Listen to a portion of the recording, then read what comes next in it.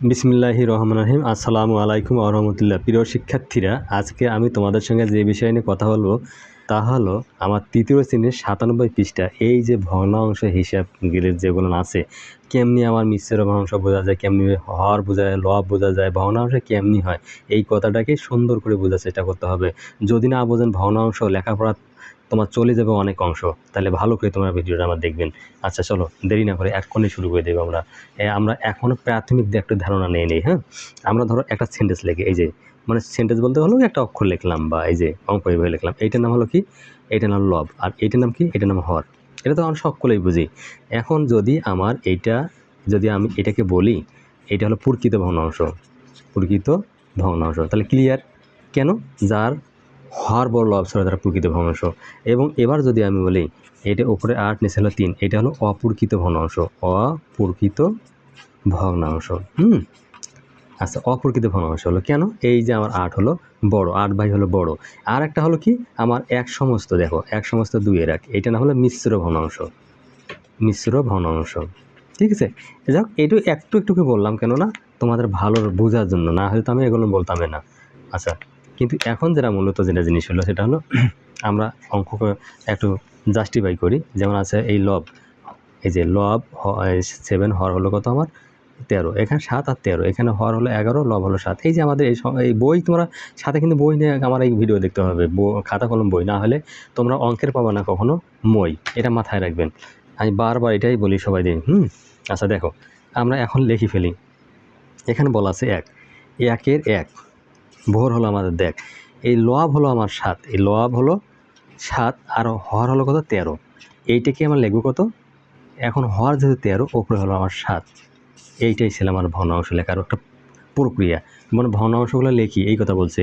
তাহলে 2, আমি আর এইগুলো লিখবো না, তোমরা আপাতত দেখো, দেখার চেষ্টা করো। আচ্ছা দেখি যাই, তাহলে হর হলো কত 11, আর লব হলো আমার হলো লব হলো আমার হলো 7। তাহলে এখানে লিখবেন কত, হর হলো 11, 11 এই উপরে হলো আমার 7, এইটাই সেই অ্যান্সার। ক্লিয়ার? এবার আসেন নাম্বার 3, 3 3 3 শুরু হলো দিন, লব হলো কত 9, আর হর হলো কত আমার হলো 17। তাহলে সিম্পলভাবে লেখো এখন তোমরা হলো, এই হর হলো 17, এই 17 লেখো, লব হলো কত 9, এই যে অ্যান্সার। সারা জীবন কথা কয়। এবার হলো 4, 4 4 4, হ্যাঁ ভিডিওটা দেখবেন কয়েকবার। এই হর আছে কত, হর হলো 12, লব কত, লব ভাই হলো আমার 5। দেখো এই লব ভাই যে 5, আমরা লবের জায়গায় যে লব লিখতে পারি, হইবে তোমার এক ধরনের কাজ। আর হর হলো কত, হলো 12। আচ্ছা, যদি না বোঝেন হর, অঙ্কের হবে সবচেয়ে বড় জ্বর। যদি কালো জ্বর না হতে চাও তাহলে তাড়াতাড়ি হর বুঝে নাও, তাহলে এইটাই হলো সেই অ্যান্সার একটা। আমরা অলরেডি কিন্তু আমরা একে সব কিছু করে ফেললাম। ঠিক আছে, সুন্দর হয়ে গেলাম, চিত্র দেখিও দাগ টেনে মিল করি, এটা আরও সুন্দর। দেখো তোমরা বই নেবা আর অঙ্কগুলো আমার করবা, তাহলে তোমরা সহজে বুঝতে পারবা এবং আমার জন্য সবচেয়ে ভালো হবে। আমরা সাধারণত জানি যেটা, এই যে একটা আমি অংশ নিলাম, এই যে একটা অংশ নিলাম, ফার্স্ট অংশ যেটা বলা আছে, এই যে অংশটা আমি নিলাম, যদি আমি অংশটা এইভাবে নেই, আমি একটু বোঝার চেষ্টা করতেছি কারণ তোমরা যত ভালো করে বুঝতে পারো। এই যে 1, এই 2, এই হলো আমার 3, এই যে, ঠিক আছে। আমরা যদি এই ঘরটাকে এইরকম করে মিলাই দেই, দেখো যদি আমি এইভাবে মিলাই দেই, আচ্ছা এইটা কত লিখবো আমরা, এইটা লিখবো আমরা যেটা হলো 5 ভাগের 3 ভাগ। এটা লিখবো কি না, যে 5 ভাগের 3 ভাগ, 5 ভাগের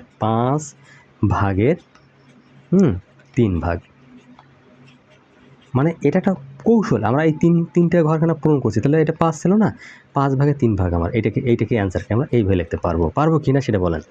যদি পারেন তাহলে এই ঘর মিলানো তোমার পক্ষে একেবারে সহজ। আমার দাড়ি টানাও দরকার নাই, করাও দরকার নাই, তুমি তো এটা বুঝলেই। আমার কথা, তুমি নিজের পায়ে যে হাঁটতে পারো, তোমাকে আর ঠেকায় কে? আমি এইটাই বারবার বলবো, তুমি নিজের পায়ে হাঁটতে পারো, তোমাদেরকে ঠেকার মতো করো, আর কোনো মানুষ নেই। আর যদি তুমি হাঁটতে না পারো তাহলে তোমাকে মাথায় নেবে না ঘাড়ে নেবে, তোমাকে এই মানুষ একটা তো নেবে না। অতএব তুমি আমার অঙ্কটা ভালো করে বোঝার চেষ্টা করো।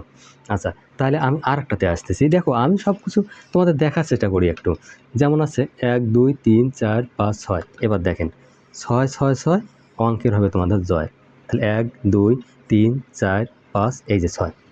আমি কিন্তু বারবার বলতেছি যে তোমরা মাছ তুমি নিজের হাতে খাওয়া শেখো, পরে তোমাকে মাছ, পরের হাতে তুমি মাছ খাবা, কাঁটা তোমার গলায় বাজে যাবে।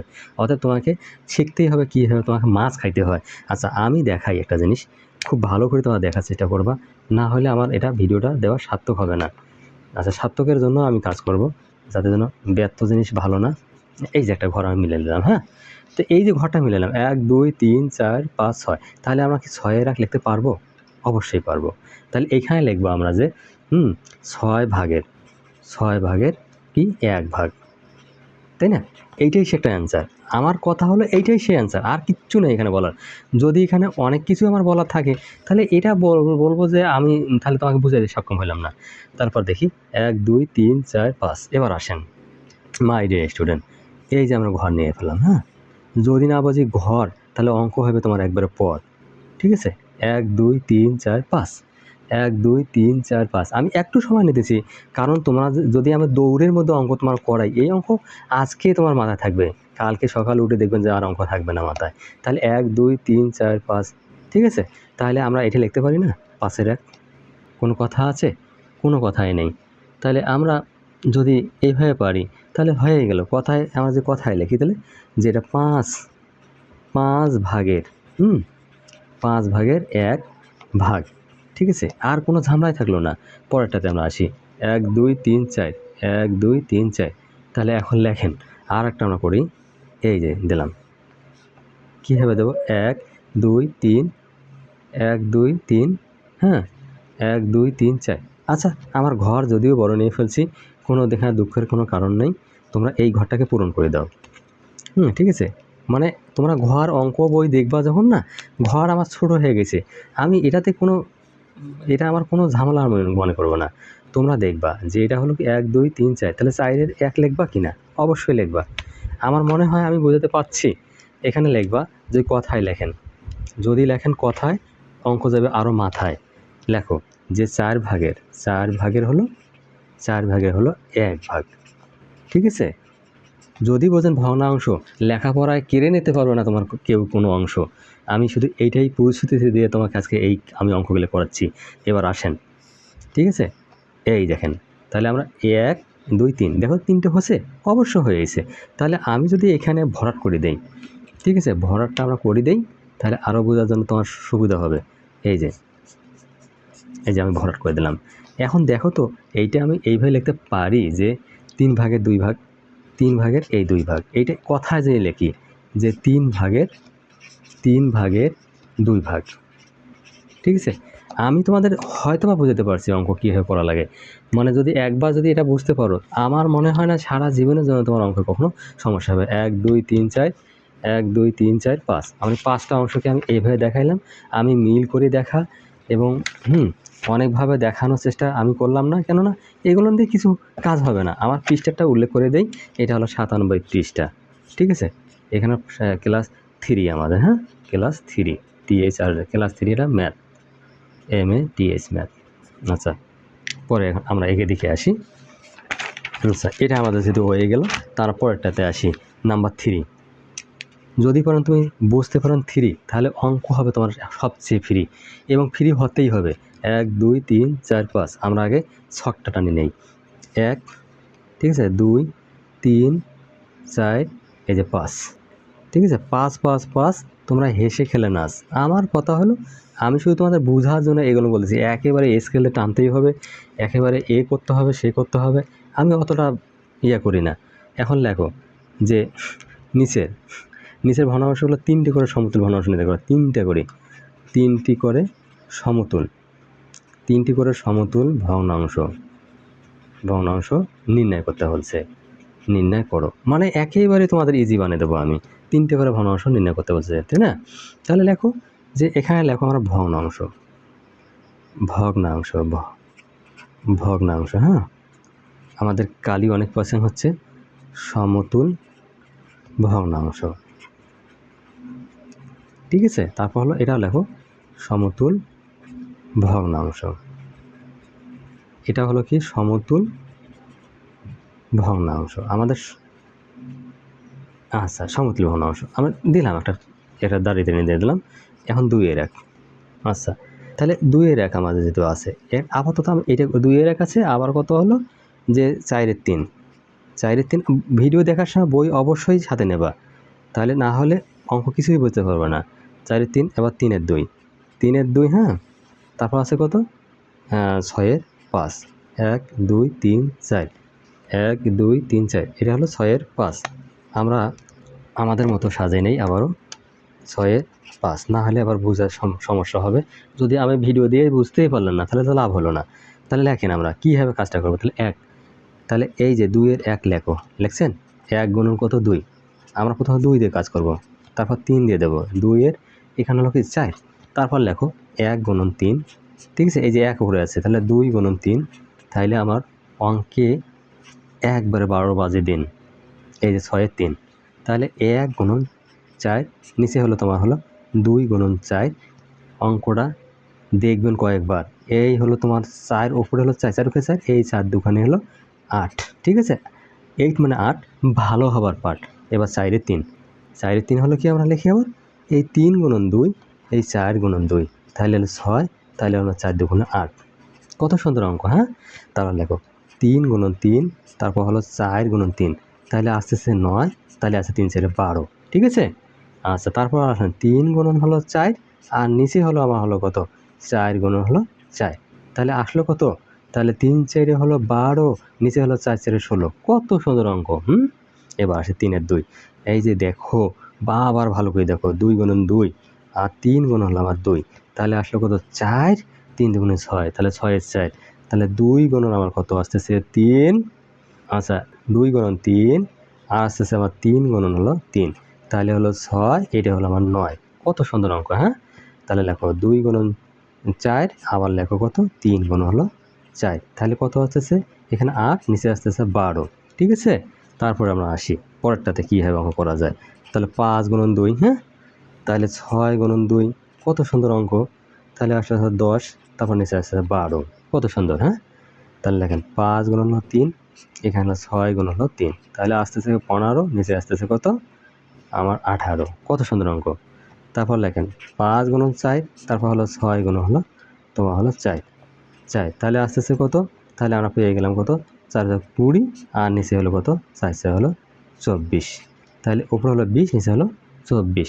আমাদের অলরেডি কিন্তু আমরা এটা করে ফেললাম যে নিচের ভগ্নাংশগুলো যেন 3টে করে সমতুল ভগ্নাংশ লিখি এবং সুন্দরভাবে শিখি, বাস পেয়ে গেছি।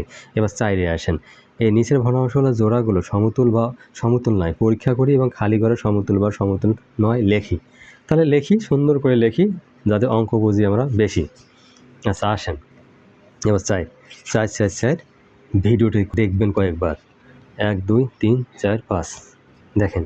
তাহলে আমরা 1, তারপর হলো 2, তারপর হলো 3, তারপর হলো 4, এই যে হলো আমার 5, হ্যাঁ। আচ্ছা, এইভাবে নিয়ে দিলাম, তাহলে আমার সুবিধা হবে। আমি স্কেল ব্যবহার করতে পারলাম না, কারণ স্কেল টানাই লাগবে, স্কেল দিয়ে আমার কোনো সৌন্দর্য বাড়াই লাগবে, এইরকম আমি মনে করি না। লেখেন 2/5, তারপর হলো আমার 3/10, এটা লিখলাম। লিখি আমরা একটা ঘর আগে সাজিয়ে দিই। তাহলে 2/7, তারপর হলো 6 হলো কত 21, ঠিক আছে। এটার ঘর বাড়াই দেই। তারপর হলো কি 8-এর 3, ঠিক আছে। তারপর হলো আমার কত 5-এর 12, এই তো ছিল। এবার তারপরটা আমরা আসি, কি আছে যে 4-এর 1, তারপর 16 হলো 4, তারপর হলো 8-এর 3, ঠিক আছে। 8-এর 3, তারপর হলো আমার কত 24-এর সেই হলো 6, তারপর আসতেছে কিন্তু 7-এর 1, আর আসতেছে কোনটা 21-এর 3। এইবার আমার শুরু হলো অঙ্কের দিন। আচ্ছা, এবার লেখি আমরা যেটা একটা কৌশল আছে, কৌশলটা আমরা একটু বোঝার চেষ্টা করি। আমি যেটা মাই ডিয়ার স্টুডেন্ট, আমি তোমাদের যেটা একটাই বোঝাতে যাচ্ছি, এই যে 5-এর 2 আছে, ঠিক আছে, 10-এর আমার কত 3 আছে, এইটা সমতুল যে ভগ্নাংশ হয় কি না, ঠিক আছে। এটা সমতুল হয় কি সমতুল নয়, এটা কীভাবে বুঝবো আমরা। এই 2 গুণন 10 কত হলো 20, তাহলে 5 গুণ হলো কত 3, তাহলে হলো 15, এটা কি সমান হলো, কখনো হলো না, এটা সমতুল নয়, এটা মাথায় রাখতে হবে। তারপর আছে কত, এবার আছে 7-এর আমরা 2, তারপর হলো 16, 6-এর এটা হলো 21, তাহলে এটাকে দেখেন, তাহলে 2 গুণ হলো 21, তারপর 6 গুণ হলো 7, তাহলে 21 দুগুণ হলো 42, তাহলে 6 7 হলো 42, এটা কিন্তু সমতুল পাইলাম। ক্লিয়ার? মানে আমি তোমাদের বোঝার জন্য বলতেছি, না হলে তো আমি এটা বুঝাইতাম না। এবার আসেন 8-এর 3, তারপর হলো এখানে 5-এর হলো 12, এই দেখেন এবার 3 গুণ হলো 12, আর হলো কত 8 গুণ হলো 5, এবার দেখেন 40, এটা হলো 36, তাহলে দেখো তো করে সমতুল হলো, এটা সমতুল হলো না। মানে তোমার একটা রাফ করে জিনিস দেখাচ্ছি। তাহলে আমরা অলরেডি লিখতে পারি যে প্রথমটা হলো কি সমতুল নয়, সমতুল নয়। আর দ্বিতীয়টা হলো কি সমতুল। আর করবেন না ভুল, আমি তো বুঝাই দিচ্ছি, এটা হলো সমতুল নয়। কত সুন্দর অঙ্ক কথা কয়, হ্যাঁ। তারপর আসেন, এইটা আমার পাইলাম কত সমতুল। করবেন না অঙ্কের মধ্যে কখনো ভুল, এইটা হলো সমতুল নয়। আর এটা হলো সেই আমার সমতুল। ঠিক আছে, আমরা অলরেডি কিন্তু পরীক্ষা করে একবার দেখাইছি, যে পরীক্ষার মতো পরীক্ষা দেখাইছি। কেমন পরীক্ষা দেখাইছি, এই আবার যদি আমার পরীক্ষা দেখা যায়, তাহলে দেখেন 4-এর 1, তারপর হলো কত 4-এর কত 16। ঠিক আছে, তা দেখেন 1 গুণ হলো 16, তাহলে মানে 16। তাহলে দেখেন 4 গুণন 4 মানে হলো কত 16। অঙ্ক হলো একবারে একে জেনুইনভাবে বোঝা গেল। তাহলে আসেন এবার 8-এর 3, এটা হলো আমার সমতুল। আমরা সমতুল তো দেখাইছি, এই সেই সমতুল ভাইকে দেখাইছি আমরা। 8-এর 3 আর হলো 24-এর কত 6। এই দেখেন আমার অঙ্ক 3 গুণ হলো 24, হ্যাঁ। তাহলে আর 3 24 72, আর হলো 8 গুণ হলো 6 সমান কত 48। এখন 48, তাহলে কি এটা সমতুল হলো? তাহলে সমতুল যদি না হয়, এই যে আমরা সমতুল লিখছি। তারপর আবার একটা লিখি আমরা, সেই 7-এর 1, এটা হলো 3-এর হলো কত 21। মানে আমি মাই ডিয়ার স্টুডেন্ট তোমাদেরকে বোঝার জন্য খুব চেষ্টা করতেছি, কারণ আমার না হলে ভিডিওটা দিয়ে কোনো সার্থক হবে না। এই যে 21কে 21, এবার লেখো 7 গুণন তোমার 3, তাহলে 3 7 হলো 21। এটা হলো সমতুল। এই যে আমাদের সমতুল অঙ্কের কখনো হবে না তোমার বুঝতে হলো ভুল। আচ্ছা মাই ডিয়ার স্টুডেন্ট, আমি মনে করবো তোমার ভিডিওটি যদি সামান্যতম ভালো লেগে থাকে, তাহলে একটা লাইক এবং সাবস্ক্রাইব করে পাশে থাকবেন। আমি আরও বলবো, তোমাদের সুশীকে আমি ছাড়াও ধন্য। এখন শুধু অপেক্ষা ছিলাম লাইক এবং সাবস্ক্রাইবের জন্য। নেক্সট ভিডিও দেখা যায় আমন্ত্রণ রইল। আল্লাহ হাফেজ।